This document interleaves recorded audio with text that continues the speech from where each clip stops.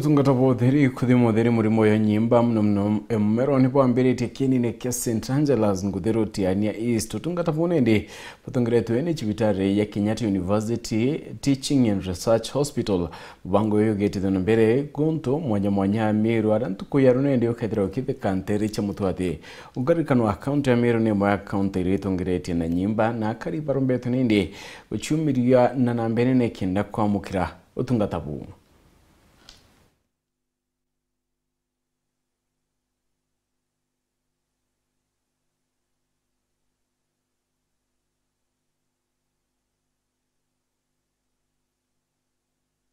na arua twambiritie na screening cancer mumero tukethwa atwitite screening cancer ya koro tukethwa atwitite screening cancer area egwata koro sehemu chiao batwe tukethwa twitithia screening cancer chionthe kenda twithirwa itukumba kugwatira murimo jojo kambirio kai ara murimo jo kwambiria twithirwa batwe itukumba kwithirwa itukugwata murimo jojo na twithirwe murimo jojo mbere jokura itukwithwa tugitethia Ameru betu atukuromba mumeru o are ori jonto ithimi bibi tukuthithia nandi ni utheri na ithirikari county Meru tugwete inya amona chibitari ra nene egwetwa Kenyatta University Teaching Referral Hospital na pati na bala bangi betu bakuma nara UK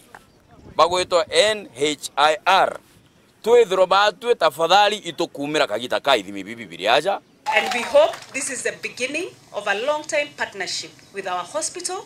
Let us work together. Let us look for funding elsewhere. Let's see how we can support capacity building, research and training. We bring all those things to the ground and we work together. So I appreciate very much Mr. Waziri, and we hope we are going to be here for 30 days. Our track, mumeona hiyo track imekuja hapa Friday. Tuko na nyinyi for 30 days. CHPs najua tuko kwa ground. Wacha to sensitize watu wetu, wacha tufanye kazi na to support our people. Last year there was a team from the National Cancer Institute led by our CEO.